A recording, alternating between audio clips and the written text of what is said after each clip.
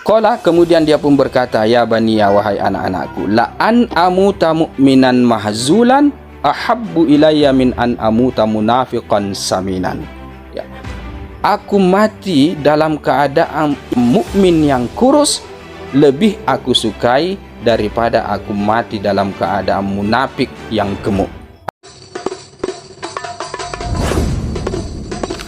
Ya Rabbi salli ala Muhammad. Assalamualaikum warahmatullahi ta'ala wabarakatuh. Alhamdulillah wassalatu wassalamu ala rasulillah wa ala alihi wa sahbihi wa mawala wa ba'du. Subhanaka la ilma lana illa ma'allamtana illa innaka antal alimul hakim wa tub alaina innaka antat tawwabur rahim. Rabbi syrah li sadri wa yassir li amri wahlul 'uqdatam min lisani yafqahu qawli. Rabbi yassir wa la tu'assir, Rabbi tamim bi khair. Baik ahbabana fillah, Bapak Ibu sekalian, begitu juga rekan santri di mana saja berada. Kembali kita melanjutkan kajian Ihya Ulumuddin kita. Kita sekarang masih pada pembahasan tentang sifat atau karakteristik ulama akhirat. Dalam hal ini atau dalam pembahasan kali ini ya adalah sehubungan dengan sifat menjauh daripada para penguasa. Itu merupakan tanda ulama akhirat. Khair. Kita sekarang sudah berada pada halaman 244, tepatnya pada paragraf ini ya. Langsung saja, ila anqala al-musannifu rahimahullahu ta'ala wa nafa'ana bi ulumihi wa barakatihi fid dharaini amin. Qala, ya, kemudian Al-Imam Al-Ghazali mengatakan, qala telah berkata Suhnun ya. Ini kaitannya failnya masih ke atas ini, jadi yang dimasuk qala di sini oleh Al-Imam Al-Ghazali adalah Al-Imam As-Suhnun. Nah, Al-Imam As-Suhnun itu pernah mengatakan begini, wa kuntu asma'u annahu yuqalu. Dan adalah aku itu asma'u pernah mendengar annahu bahwasanya yuqalu telah dikatakan, maksudnya ada ungkapan yang beredar yang pernah aku dengar, yang mana ungkapan itu bunyinya, idza ra'aitumul alima yuhibbud dunya, apabila kalian melihat orang alim itu, ulama itu cinta kepada dunia, fattahimuhu ala dinikum, maka curigailah dia ala dinikum, ke atas agama kalian. Maksudnya ya curigailah, hati-hatilah terhadap ulama-ulama seperti itu yang bisa saja mempengaruhi agama kita, mempengaruhi akhlak dan kepribadian kita. Oke. Hatta jabrabtu dzalika, ya, sehingga aku buktikan yang demikian itu. Artinya kata-kata atau ungkapan ya, yang seperti ini ternyata benar. Aku buktikan memang seperti itu faktanya.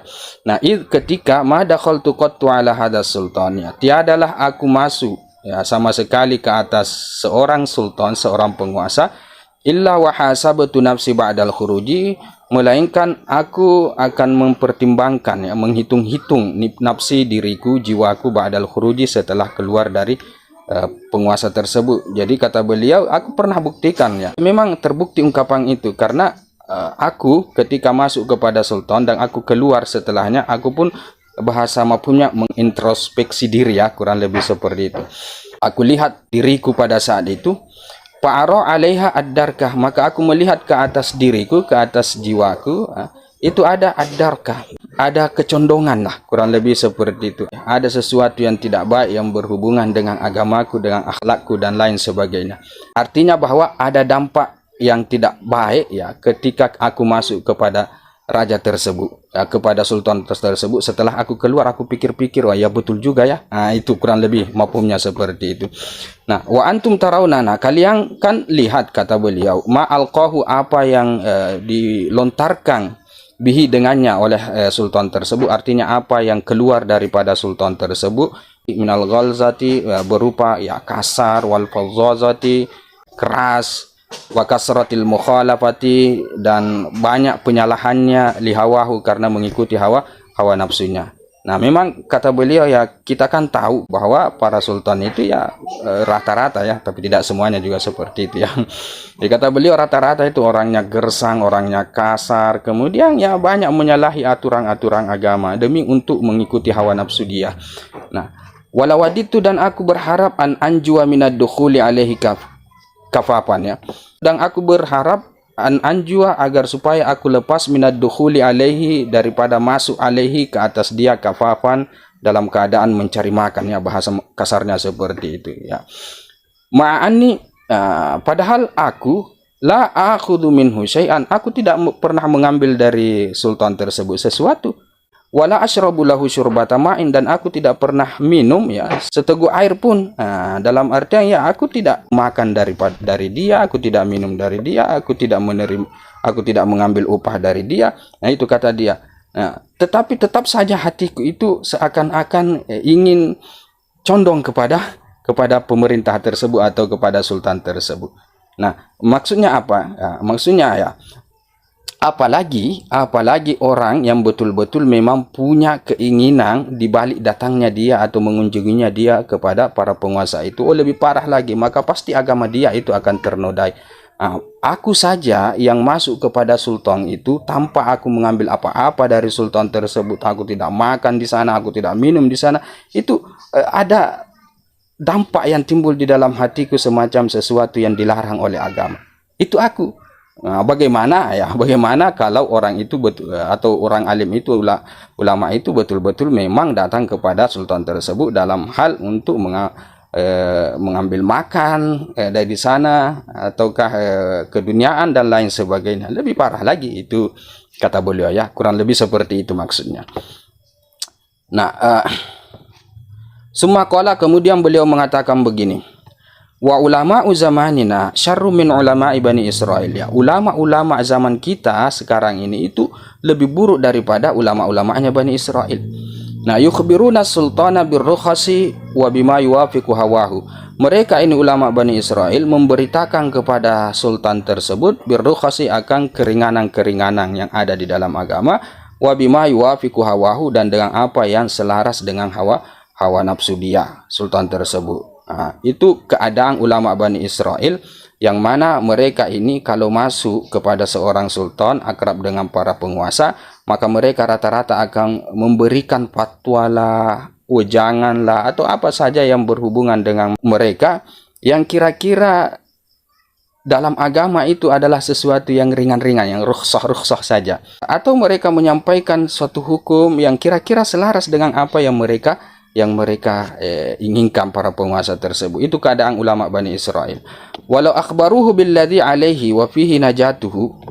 Nah, andai mereka ini, para ulama ini, memberitakan kepada sultan tersebut billadhi alaihi, akan apa yang akan menimpa kepada dia, ya, konsekuensi keburukan yang mereka lakukan, misalnya azab dan lain sebagainya. Andai para ulama yang bergaul dengan pemerintah itu menginformasikan seperti itu kepada mereka, wa fihi najatuhu, dan yang pada dasarnya disitulah keselamatan mereka sebenarnya, para penguasa tersebut, ya, ketika diberikan nasihat kepada mereka, jangan begini dan jangan begini, sebenarnya disitulah keselamatan mereka. Nah, lastasqalahum, nah, niscaya para penguasa ini akan keberatan terhadap mereka, para ulama yang menyampaikan kebenaran itu di hadapan mereka.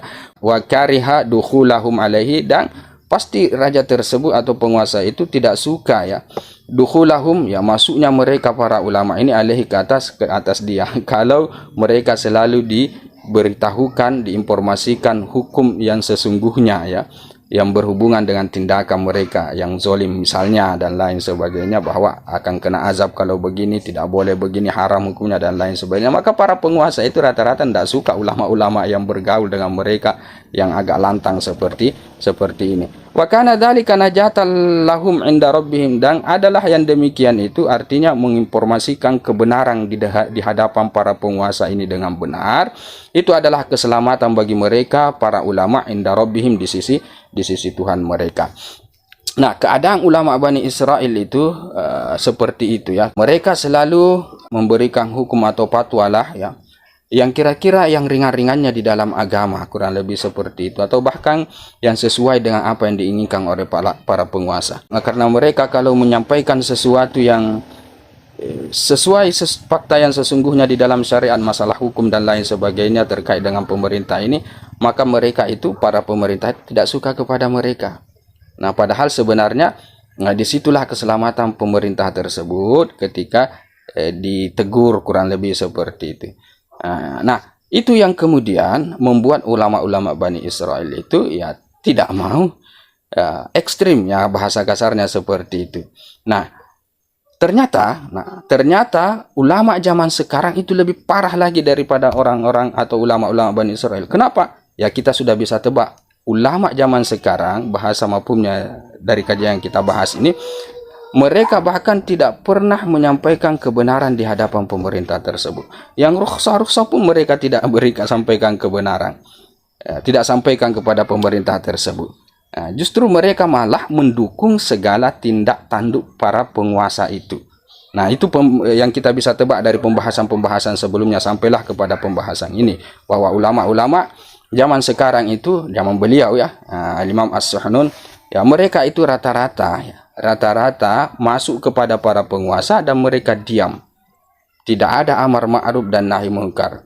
Hatta menyampaikan sesuatu yang ringan-ringan di dalam agama pun mereka tidak sampaikan. Nah, itu parahnya daripada atau berbanding dengan ulama Bani Israel. Ulama Bani Israel masih menyampaikan hukum-hukum yang agama yang walaupun itu yang ringan-ringan atau yang rukhsah-rukhsah, kan begitu maksudnya. Waqala Al-Hasan, dan berkata Al-Imam Al-Hasan Al-Basri rahimahullahu ta'ala, kana fi man kana qablakum rajulun, ya, ada pada orang yang sebelum kalian, artinya ada kisah ya, orang sebelum kita zaman dahulu kala, seorang laki-laki ya, rajulun lahu qidamun fil islami, yang mana dia punya kaki di dalam Islam, maksudnya orang-orang yang terdepan ya di dalam Islam, wa suhbatun li Rasulillah sallallahu alaihi wasallam, dan bahkan dia ada posisi, dia ada predikat suhbah ya, sahabat ya, bagi Rasul sallallahu alaihi wasallam. Qala Abdullah ibn al-Mubarak ana bihi Sa'ad bin Abi Waqqas. Nah, berkata Imam Abdullah ibn Mubarak, artinya perawi hadis ini ya, yang meriwayatkan hadis ini adalah Abdullah bin Mubarak. Kata Abdullah bin Mubarak, Al-Imam Al-Hasan Al-Basri pernah mengatakan bahwa dahulu kala ada seorang laki-laki yang terdepan dalam masuk Islam dan dia adalah sahabat Rasul sallallahu alaihi wasallam. Nah, kata Abdullah bin Mubarak, yang dimaksud oleh Imam Al-Hasan Al-Basri rajulun, laki-laki itu adalah Sa'ad bin Abi Waqqas, radhiyallahu taala anhu. Qala, dia berkata, artinya Imam Al-Hasan Al-Basri, wa kana la yaghsha salatina, adalah dia laki-laki tersebut atau Sa'ad bin Abi Waqqas itu tidak pernah mendatangi para penguasa. Wa yanfiru anhum, bahkan dia lari dari para penguasa. Wa qala lahu banuhu, suatu ketika anak-anaknya pun berkata kepada dia, ya'ti haula'i man laysa huwa mislaka fis suhbati wal qidami fil Islam falau ataitahum, ya, ya'ti haula'i, ya, datang kepada mereka ini, artinya datang kepada para penguasa, man laysa huwa mislaka, orang yang tidaklah dia seperti engkau, fis suhbati, dalam status kesahabatan, dalam artian dia bukan seorang sahabat, wal qidami, dan bukan juga yang terdepan di dalam Islam, artinya orang yang di bawah level lah, bahasa kasarnya seperti itu. Falau ataitahum, andai kata engkau juga datang kepada mereka ini para penguasa. Jadi itu semacam keluhan daripada anak-anaknya ya, terkait dengan beliau, sikap beliau yang tidak mau bersentuhan dengan para penguasa. Jadi kata anak-anaknya ini, banyak loh Pak yang datang kepada para penguasa, padahal mereka itu orang yang di bawah statusnya dari bapak. Bapak ini sahabatnya Rasulullah, bapak ini orang terdepan di dalam Islam. Ya, falau ataitahum, andai kata engkau wahai bapak itu lebih bagus kayak yang mendatangi para penguasa itu. Nah, itu kata anaknya ya, artinya anaknya ini seakan-akan ya menggoda bapaknya agar supaya bersentuhan langsung dengan pemerintah, agar supaya mendapat jaminan keduniaan yang lebih berbanding yang lain yang datang kepada penguasa, karena yang lain itu hanya di bawah level status mereka. Mereka bukan sahabat, mereka bukan orang terdepan dalam Islam, sementara bapaknya kan orang yang ditokohkan adalah sahabat, ya tentunya dia pasti akan mendapat peruntukan yang lebih dari para penguasa. Nah, itu bahasa lainnya bujukan daripada anak-anaknya.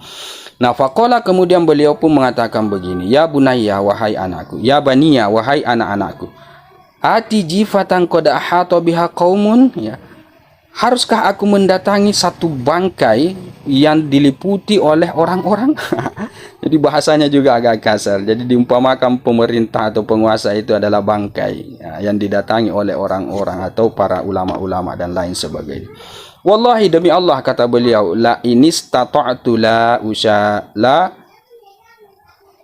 syaraktuhum biha, ya, andai aku mampu, aku tidak akan pernah berkongsi dengan mereka ini orang-orang pihak padanya pada jipah tersebut. Artinya aku tidak mau ikut juga dengan mereka ini para ulama dalam mendatangi pemerintah tersebut, dalam mendatangi jipah, bahasa kasarnya tadi itu ya. Qalu, ya, kemudian mereka pun mengatakan anak-anaknya ini, ya abana, wahai bapak kami, idzan nahlika hazalan, ya, kalau begitu kita akan mati nanti dalam keadaan kurus, ya, maksudnya kita mati kelaparan nanti, kita tidak dapat peruntukan, kita tidak dapat biaya hidup dan lain sebagainya, ya mati kurus, ya maksudnya mati kelaparan, kurang lebih seperti itu. Qala, kemudian dia pun berkata, ya bani, ya wahai anak-anakku, la an amuta mu'minan mahzulan ahabbu ilayya min an amuta munafiqan saminan. Ya, aku mati dalam keadaan mukmin yang kurus lebih aku sukai daripada aku mati dalam keadaan munafik yang gemuk. Maksudnya apa ya? Mati dalam keadaan ya tidak mendapatkan peruntukan dari raja, dari pemerintah, itu masih lebih aku sukai daripada aku mati dalam keadaan memakan harta penguasa sampai gemuk, yang mana itu tentunya adalah haram dan lain sebagainya. Nah, itu pendirian daripada beliau yang digambarkan oleh Al-Imam Al-Hasan dalam riwayatnya ya. Luar biasanya Sa'd bin Abi Waqqas. Oke. Qala Al-Hasan, berkata Imam Hasan Basri lagi, khasamahum wallahi idza alima anna turaba ya'kulul lahmas was-simana dunal imani.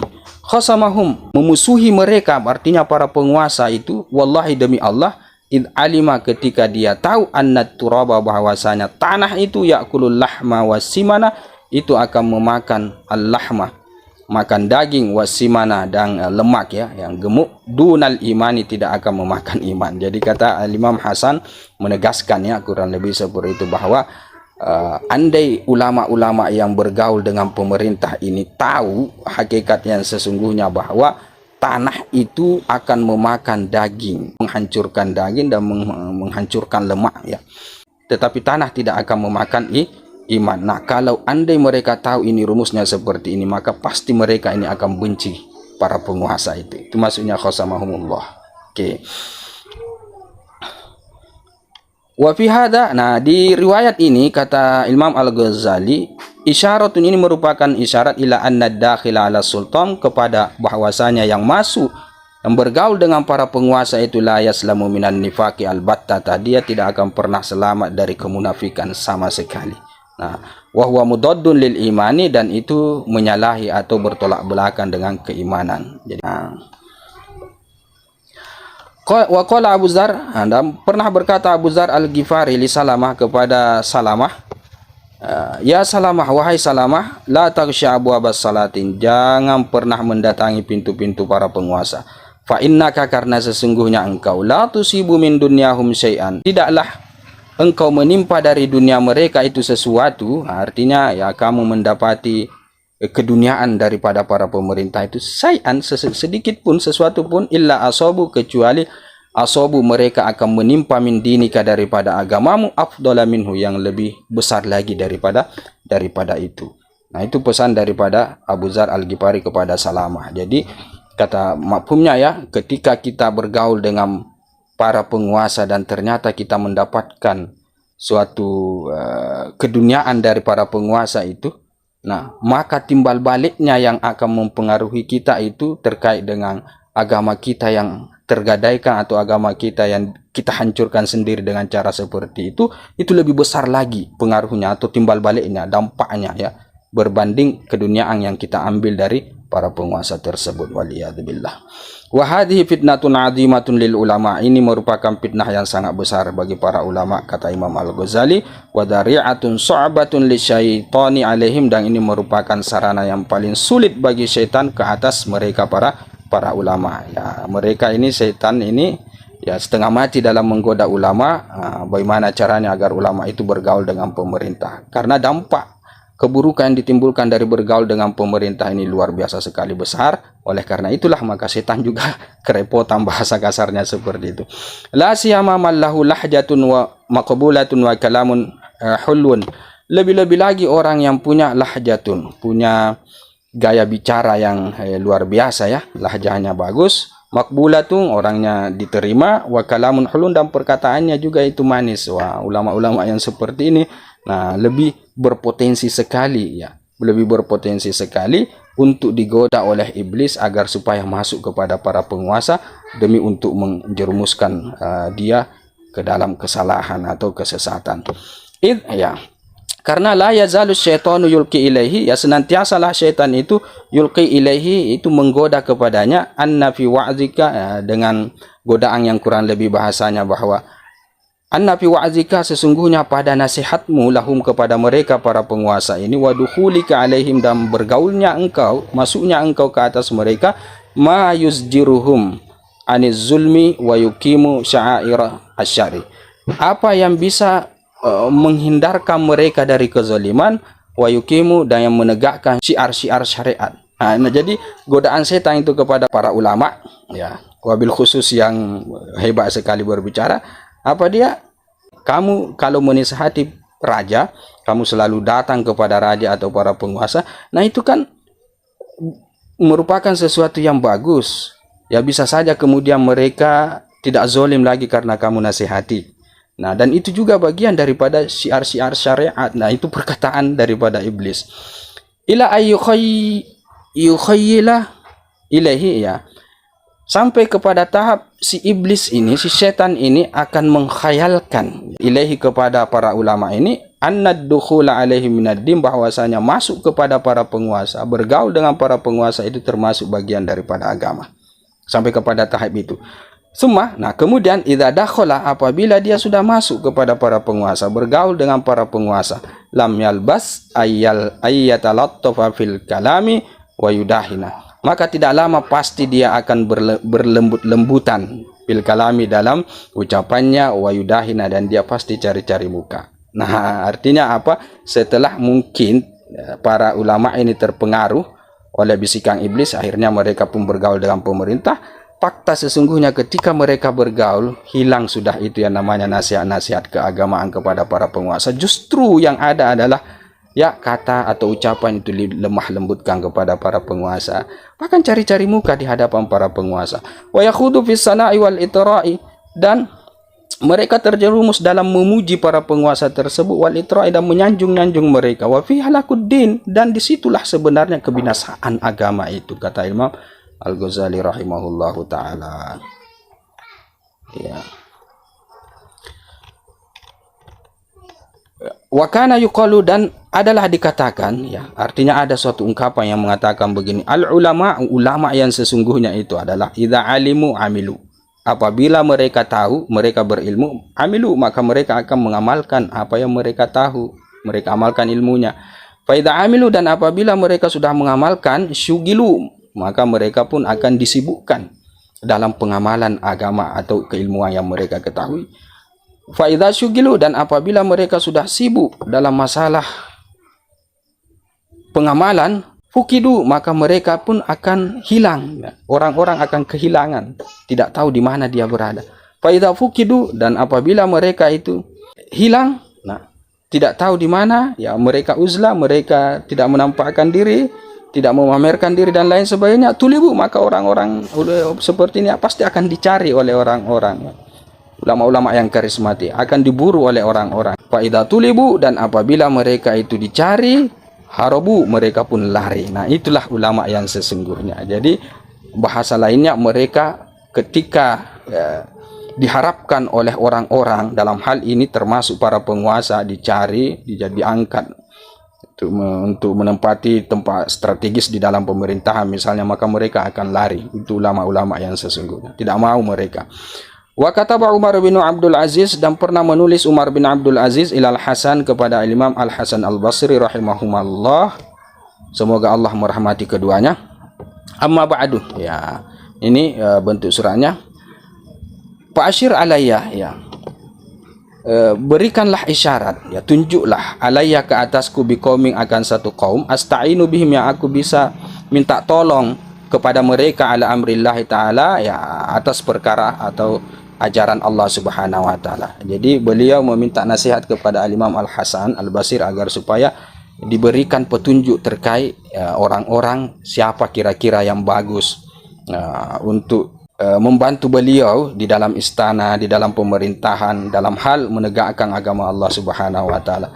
Nah, fakataba ilaihi, kemudian Al-Imam Al-Hasan pun menulis kepada beliau Khalifah Umar bin Abdul Aziz, amma ahluddin, kata beliau, adapun orang yang ahli agama, fala yuriduka, mereka itu tidak mau kepadamu, mereka itu tidak mau sama sekali. Kalau betul-betul ahli agama ya, mereka tidak menginginkanmu. Wa amma ahlud dunya, adapun ahlud dunya ya, orang-orang keduniaan, falan turidahum, kamu justru yang tidak mau kepada mereka ya, karena kita kenal bahwa Umar bin Abdul Aziz ya khalifah yang luar biasa sekali keagamaannya. Ya, tentunya dia tidak suka dengan orang-orang ahli dunia. Walakin alaika bil asyraf, akan tetapi ke atasmu bil asyraf, akan orang-orang yang asyraf, orang-orang yang mulia, yang bangsawan, yang punya status di tengah masyarakat ya, dari sisi sosial ya, bukan dari sisi keagamaan, kalau saya tidak salah seperti itu. Fa innahum, karena sesungguhnya mereka ini orang-orang asyraf, yasununa syarafahun, mereka akan menjaga kemuliaan mereka, ayyudan nisuhu, untuk mereka kotori bil khianati, dengan pengkhianat. Jadi kalau memang mau untuk kamu dibantu terkait dalam masalah keagamaan di pemerintahanmu, maka cari orang-orang yang asyraf, jangan cari orang-orang ahli agama. Karena orang-orang asyraf ini ya orang yang bangsawan dan lain sebagainya, tentunya mereka punya gengsi ya, bahasa lainnya seperti itu, punya gengsi. Mereka tentunya tidak akan berkhianat, tidak akan menipu, tidak akan berbohong dan lain sebagainya, karena mereka menjaga kemuliaan mereka itu, nasabiah mereka itu ya, status sosial mereka itu mereka jaga. Nah, yang seperti itu saja yang kamu ambil, tapi jangan ambil yang ahlud dunia ya. Jelas nih kalau ahlud dunia ya kamu tidak mau. Nah, ahluddin jangan ambil karena mereka tidak mau terhadapmu. Orang-orang ahli agama ya, ulama-ulama yang benar ya. Hada fi Umar bin Abdul Aziz rahimahullah. Nah, ini terkait dengan Umar bin Abdul Aziz rahimahullah. Wa kana azhada ahli zamani, dan adalah dia orang yang paling zuhudnya orang-orang yang di zamannya itu. Nah, artinya sekelas Umar bin Abdul Aziz, khalifah yang paling zuhud di zamannya itu, yang mana statusnya adalah pemerintah pada saat itu ulama-ulama yang benar itu bahkan tidak mau bergaul dengan dia. Nah, itu maksud Imam Al-Ghazali mengutip riwayat ini, betapa yang namanya pemerintah itu sangat buruk di mata ulama-ulama akhirat, bahasa kasarnya ya, seperti itu kurang lebih. Fa idza kana syartu ahli dini al-harba minhu, ya jika adanya syarat ahli agama, orang yang ahli agama itu syaratnya adalah al-harba minhu, lari daripada beliau, lari daripada Umar bin Abdul Aziz yang terkenal zuhud itu. Fa kaifa yastatibbu talabu ghairihi wa mukhalatatuhu. Nah, bagaimana bisa lurus, bagaimana bisa terrealisasikan, bahasa lainnya seperti itu ya, menuntutnya yang selain daripada Umar bin Abdul Aziz wa mukhalatatuhu, dan pergaulannya ya, yang selain daripada Umar bin Abdul Aziz terhadap para ulama-ulama akhirat. Maksudnya apa? Maksudnya sekelas Umar bin Abdul Aziz saja ya, itu ulama akhirat itu menjauh, apalagi ya khalifah, pemerintah, penguasa yang tidak selevel dengan Umar bin Abdul Aziz. Jelas lagi ulama akhirat itu tidak mau mengabulkan permintaan dia dan tidak mau bergaul dengan dia. Oke. Walam yazal as-salafu al-ulama'u mislu Hasan was Sauri. Nah, senantiasa itu para salafun as-salih dari kalangan para ulama seperti Al-Imam Hasan Al-Basri, Al-Imam As-Sauri, Al-Imam Abdullah bin Mubarak, Fudail bin Iyad, Ibrahim bin Adham, Yusuf bin Asbad, yatakallamuna, mereka ini senantiasa berkata-kata atau menyampaikan, memberitakan fi ulama dunia, terkait dengan ulama dunia, sikap dan perilaku mereka, min ahli Makkah, dari penduduk Makkah, wasyam wa ghairihim, negeri Syam dan selain daripada mereka, selain daripada Makkah dan Syam. Imma limailihim ila dunya, entah karena kecondongan mereka kepada dunia, wa imma limukhalatatihim salatin, atau entah dengan bergaulnya mereka dengan para raja. Artinya para salafun as-salih ini ketika mereka membincangkan terkait karakter ulama-ulama dunia, maka mereka itu akan selalu mengaitkan dengan masalah kecondongan mereka kepada keduniaan ataukah bergaulnya dengan para penguasa. Dua karakter inilah yang mereka selalu sampaikan ya, yang tergambar di penyampaian para salafun as-soleh, bahwa siapapun yang memiliki dua sifat ini maka dia termasuk daripada ulama dunia. Kurang lebih seperti itu. Kita tutup. Hada billahi taufik, lebih dan kurangnya mohon dimaafkan. Kita tutup dengan kafaratul majlis. Subhanakallahumma bihamdika asyhadu an la ilaha illa anta astaghfiruka wa atubu ilaik. Assalamualaikum warahmatullahi taala wabarakatuh. يا رب صل عليه وسلم